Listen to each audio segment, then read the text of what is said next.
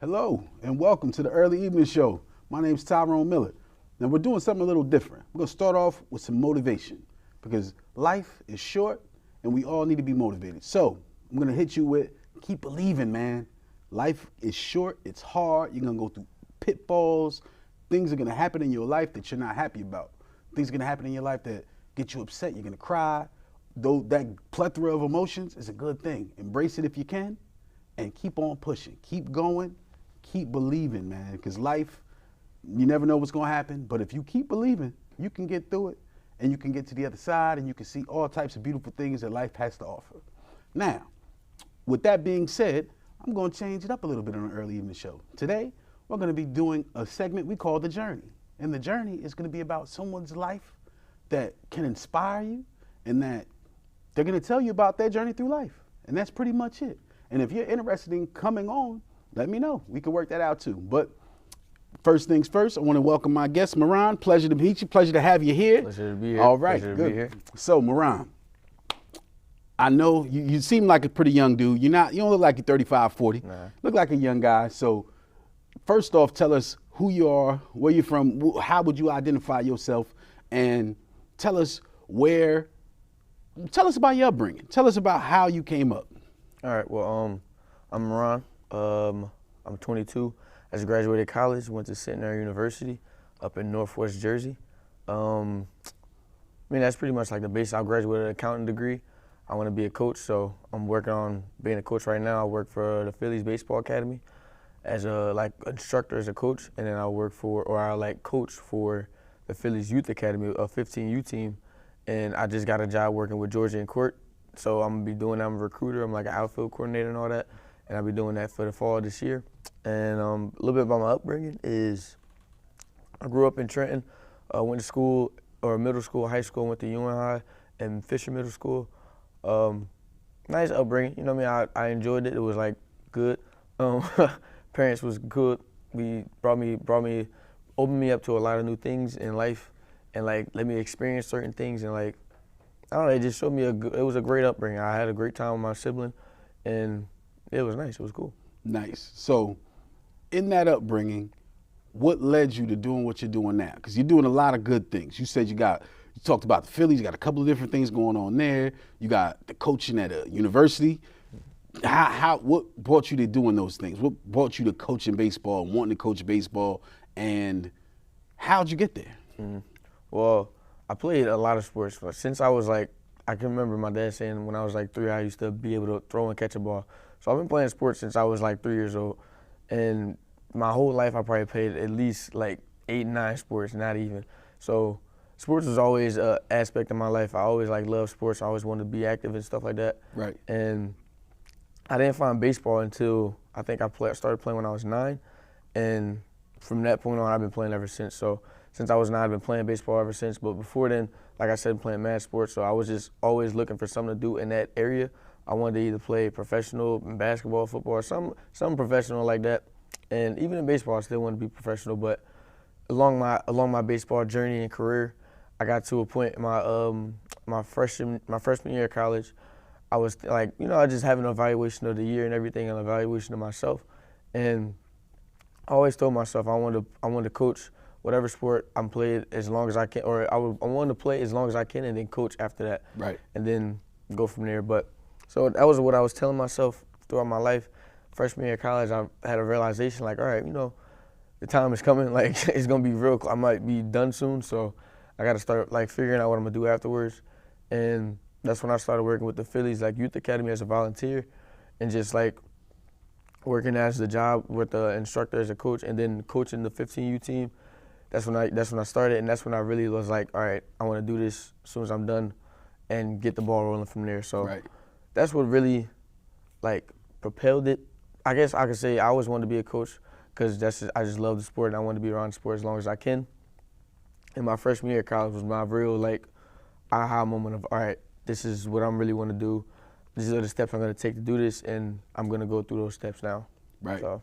Right. So what gave you the foresight to understand, you're a freshman in college and you played baseball? Mm-hmm. You continue playing baseball all the way through college? Yeah, four-year player, 3-year captain on my team, and Yeah, shoot, I was an outfielder, so shout out to So, outfielders. yeah, shout out to the outfielders. So all the outfielders out there, shout out to y'all.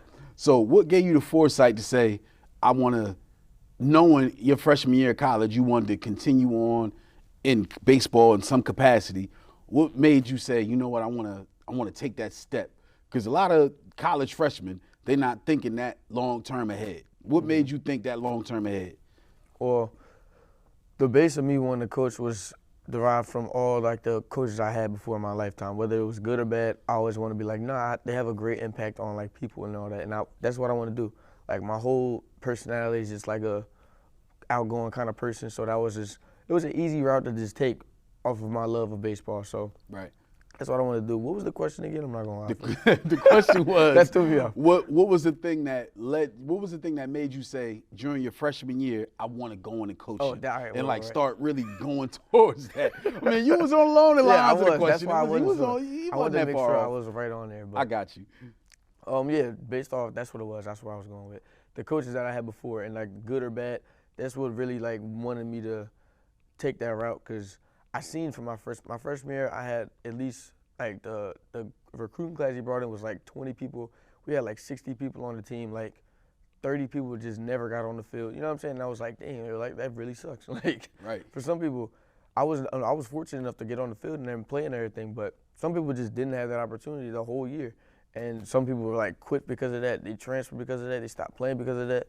And I was like, dang, yo, that really sucks. Like, I would hate for somebody to go through that if they was like brought in, recruited and everything. It was like, yeah, now we're going to get you in the game. We're going to give you all these empty promises and stuff. And then they're just not playing. Right. So that was one of the biggest reasons. I was like, I want to help somebody. I want to get somebody an opportunity that other people ain't going to give them. You know what I mean? So I got you. if they out there getting empty promises, I'm not giving them empty promises. You know what I'm saying? I'm not going to bring in that many people and not play everybody. You know what I'm saying? But stuff like that. But that was really the main reason why I was like, I really want to do this coaching thing, because just because of me, not even in college, but in high school and stuff, I had like coaching issues, not even coaching issues, just good or bad coaches. You know what I'm saying? Like those were the influences of me wanting to coach, was my old coaches and my past coaches. Right. So from your answer, it sounds like you have a lot of empathy and you're an underdog. Would you agree with that? Yeah. So where did that underdog mentality come from?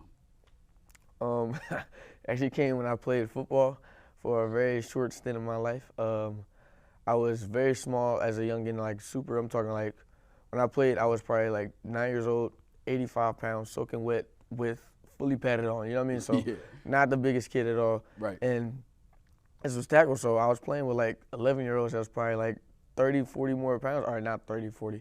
Probably Maybe, like just around. They was probably like 125, fully padded up and everything. So I was playing with those kind of kids, and I used to get hit. Like I used to get hurt, like not hurt, but I get hit. It was football. It was not like no little soft, gentle sport. Right. But thankfully, my support system and my support group, they knew like this is gonna be a challenge for you, but you got to do it. You know what I'm saying? Like not even that you got to do it. Like they told me many times when I was getting hit and coming after practice, like I don't want to do this no more. Like clearly seeing said, they was like, nah, like if you don't want to do this, we don't have to do this. Like, you don't have to trying to bail you out. Yeah, for real. You don't have to go through this over and over again. Like it's okay. You can stop moving, and we're not gonna be look at you no certain type of way. Right. And I was like, nah, I started it, I gotta finish it now. And that year truly like shaped my whole life, like truly all the way around, just because I don't like football. You know what I mean? I love football. I don't like getting hit. Right. Okay, that's a clear difference there. Yeah. I really love football. watching it. Do you? Yeah, everybody love watching it. I love watching it. I love playing it, but getting hit is not something I want to do. Nah, nobody like getting hit. I think that's a good choice you made there, not getting hit. But I did it just because I love the sport and I wanted to do it. So it wasn't like I was just, I'm gonna just do this because they told me to do this. I wanted to do what I was doing. So that really helped me. Like practices was hard. Like I used to do the Oklahoma drill and stuff as a small boy. Hold on. I know what the Oklahoma drill is. Explain to the people what Oklahoma is. All right, so it's two people lined up, and somebody got the ball, other person's defender, and the person that got the ball got to get past the defender, and it involves getting hit. You can't avoid it. You can't avoid getting hit. Avoid getting hit. Yeah, for real. So that was tough, but I got through it. I learned how to get through it. I learned how to like deal with things that I don't want to do and still have to do it. So yeah, that really just propelled my underdog story and my toughness, mental toughness, at 9 years old, 10 years old. So from that point on, that was my whole life. Like, I never didn't know that kind of energy and that kind of like mindset. So, Right. yeah. So with that spirit you have, how does that transcend among people you meet? Because from just talking to you for a short amount of time, as y'all can see, you seem like a pretty sociable guy, but you give off a very positive vibe and a strong positive spirit. How does that transcend the rooms you walk in and the areas you go to? I really just try and be like, I don't try and be the best person. I just try to leave my mark at any room that I'm in. So, like I did it in classes and stuff when I was at school, did it like professors and everything. Every time I go into a class, I say what's up to everybody. Just because, like, I don't know, I just want my presence to be known. Right. I want people to understand, like I see you. You know what I'm saying? That you're not just somebody that I'm just in class with. Like, I want to have a conversation with you. You know what I'm saying? I'm trying to, like, connect with as many people as I can because connection is what life is all about. Like, That's right. There's so many things in this world, and so many different people and experiences that they bring to the table that if you just ask them a couple questions, you'll learn a lot about themselves, a lot about your own self, and a lot about the world. So I just like connection, and being able to talk to different people and being able to connect with different people is just cool. And yeah, you can learn a lot from it. I really enjoy it. So That's beautiful, man. Like, I wish more people in the world had that same sentiment that you have, but continue doing what you're doing.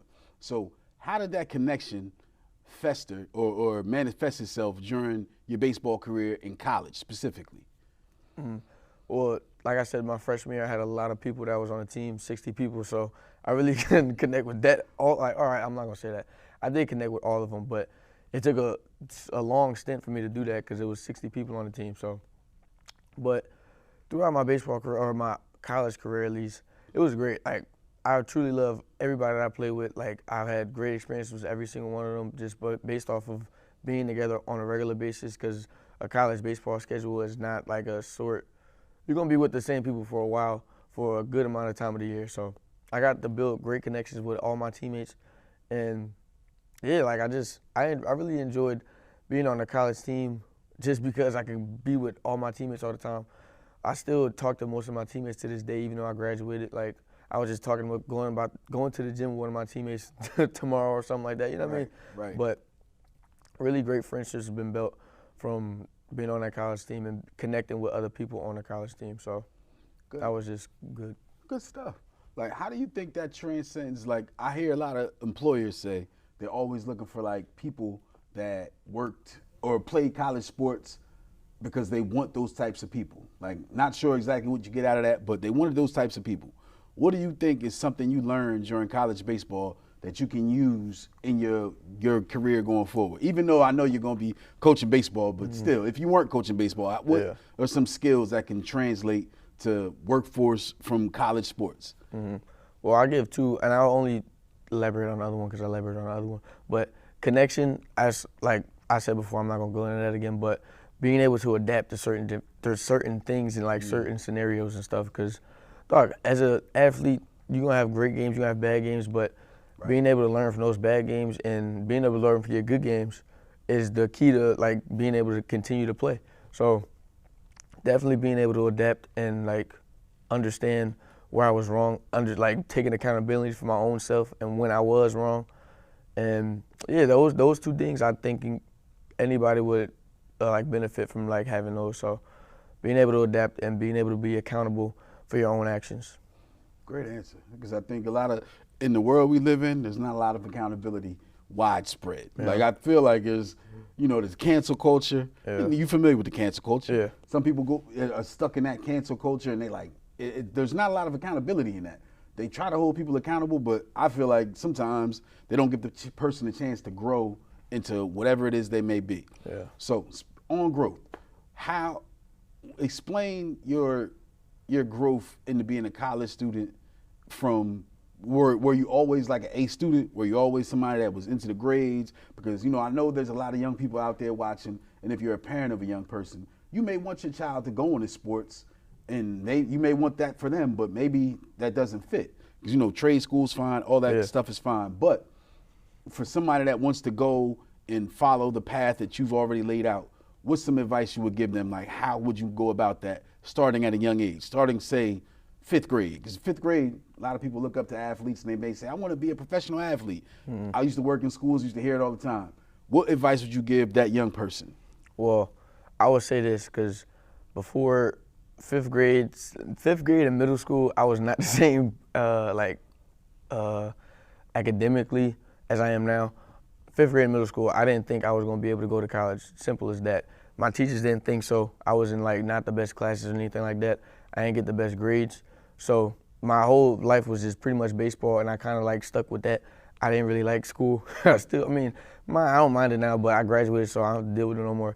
But you glad you done. Exactly. Yeah. So just like find a way to be like have a bigger picture or something like that. That's the biggest thing I would probably say, because like I said, middle school and fifth grade, I wasn't the best student. So what I learned from then, it just didn't really translate until what I was later on in my life. But like I said, my freshman year of high school, I was like, all right, I want to go to college. Like what I did before is just not going to be able to cut it. And I got to change something up. I got to like study more. I got to be more invested into this academically, because I'm not going to be able to get to school if my grades is not good enough. So starting out early, definitely trying. If you could figure out a way to motivate yourself to be better at academically early on, it'll help anybody out. So whether you studying more, reading more books, talking to more teachers or something like that, just find a way to be more academically sound early on. Like if you got to meet with your parents or something, have a tutor, anything help. As long as you could try and get yourself to be more inclined to wanting to do more schoolwork, I think you'll be in a good spot. But because like I said, I wasn't in that spot when I was 5th, 6th, 7th, 8th grade, and I learned it in high school. So, and I still made it to where I was at, and for college at least. So, right. Definitely that.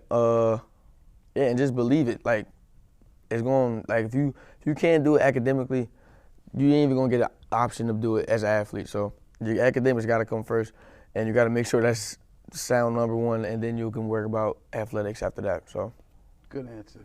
Good answer. So, any young people out there, any parents, take it from an athlete that's been in college, graduated college, that's potentially how you can get through it. What is a thing that motivates you now? Because I know you talked a little bit about you wanted to be an athlete from a very young age. You loved sports. What's like now your career is over? I want you to talk about what's it like your playing career is over. What's that like? And then second part of that question is what motivates you now? Mm-hmm. Well, my playing career being over is kind of weird. I'm not gonna lie. Like I'm still kind of figuring it out. So I really don't have a real answer to the second question, just because I'm still kind of figuring out like how I'm coping, not even coping, but just dealing with my playing career being over. Like my whole life, I've been in the summer times, especially every day in the summertime. Like the last couple of years, I'd be getting something to do with like baseball work or bettering my swing, or getting like doing something to help my baseball career. And now my playing career is over, so it's just something I got to figure out of what I'm going to do now. You know what I mean? Like what is my next hobby going to be? Right. Because at the end of the day, all it was doing was just my hobby. I was just practicing baseball, and that was my hobby. That was the thing I did.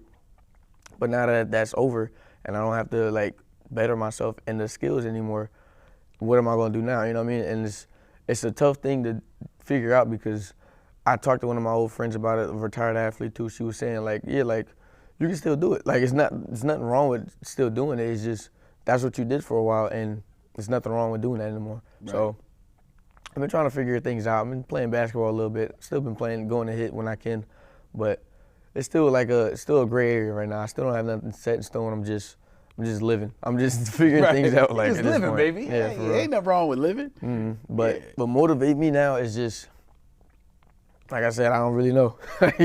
It's kind of a weird gray area right now, because I'm just in the middle of change right now. So I feel like this point in my life is such a cool and important spot, because it's the start of something new, like something that I have no idea what I'm about to get into. I have no idea what's next, but that's why it's cool, because it could be anything, you know what I mean? So I'm just trying to figure out and get in my own routines of just doing something I do every day that help me, whether it's freaking reading a book, like going for a walk or something like that, going for a run, exercising, something like that I could do every single day for the rest of my life, that'll help me for the rest of my life. Just something that's routine that can that can always be routine. So, yeah, it's kind of a weird gray area. So I really don't have a good answer for that right now. No, I think it was a good answer. I think you were honest. You were transparent. Yeah. Like, hey man, I don't know exactly what it is, but you gave your point of view right now. Mm-hmm. And then, if you come back next year to the early evening show, The Journey, you could definitely you'll probably have a different answer, I should say, not a better answer. But so let's talk about coaching. So you're going into coaching, you're looking forward to it. What's one of the things you look forward to most? Matter of fact, what is the thing you look forward to most about coaching? Because I'm sure that comes with a lot. You're going to be traveling. You're going to have a certain level of notoriety, at least on the campus you're at, wherever you're coaching at. What's the thing you look forward to most? Just helping out the kids, honestly. Like when I worked, or the past couple of years where I worked at the 15U team, it was just fun. Like, coaching is just fun for me. Like, I don't have to do too much. I don't have to like motivate myself to get going for coaching because it's just fun. Like, I really enjoy it, and that's why I want to do it for the rest of my life. But just being able to impact certain people and being able to help certain people out on certain things, if they having issues or something like that, it could just being able to help them out. That's probably one of my biggest things that I'm just excited for right now and excited to be coaching for, because it's just fun for me. I don't know. Like, it's just a feeling. Like, it's just one of those things where I can't really describe it, but it's just fun. Right. I love that. So what gave you the clarity to get into something you love as a career? Because, a lot of people, like I hear a lot of young college students that just graduated say they want to go into, let's say, they want to go into something for money. Mm-hmm. They're literally going into it because I'm going to make this amount of money. It's going to set up my life, da-da-da-da. I'm hearing you say, I want to go into something because I enjoy doing it and it's fun. And I love that, because there's a lot of people that never get that opportunity. They work their whole lives and they never get to do something that they love. You going into something that you love, you can literally live the rest of your life and not work. If you're doing something you love or something you enjoy, you're not working. So what gave you the clarity at such a young age to understand that before you, like, tell me about your other jobs. If you had any other jobs that made you say, I want to do something I like, or what was it that made you say, I want to go into something that I love to do? Well, being able to, or I'll go on the first point of you saying like what I did or what happened to make me want to do that. Right. It was just my parents for the most part. Parents, the people around me, the support system I had, and just let me know, like, dog, do something that you'll like. Like, same thing you just said is the same thing they used to tell me when I was young, like middle school, 5th grade and all that. And that's why I wanted to do sports so much, because I loved it. So if that was just pretty much just another angle of me doing sports for the rest of my life, because I love it. So it was like no-brainer for me. As soon as I figured out coaching could be an option, that was like my main thing. And based on that, my other jobs and stuff, I worked for, I gave you my whole job description. You can run down his resume. That's good. I worked for swim school, my first job, and that was just cool because I was like working with kids. I was doing swimming lessons on a regular basis, so that was just fun. My next job was, I worked at like a retail store. That was all right. Like, again, not something I love, but let me read back. The swim school, that was cool because I could like still coach. It was not like I wanted to coach baseball or nothing like that. I was still coaching, just in a different mindset, in a different aspect. Right. So when I worked at retail, it was like, I'm just doing this to get paid. Like, I'm just doing this for a paycheck. It's not funnest.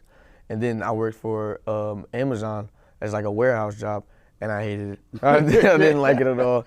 I was like, I don't want to do this. That just helped me in the coaching mind where I can't be doing this with my life. I want to do my coaching stuff and do something I enjoy, because that warehouse job was not it.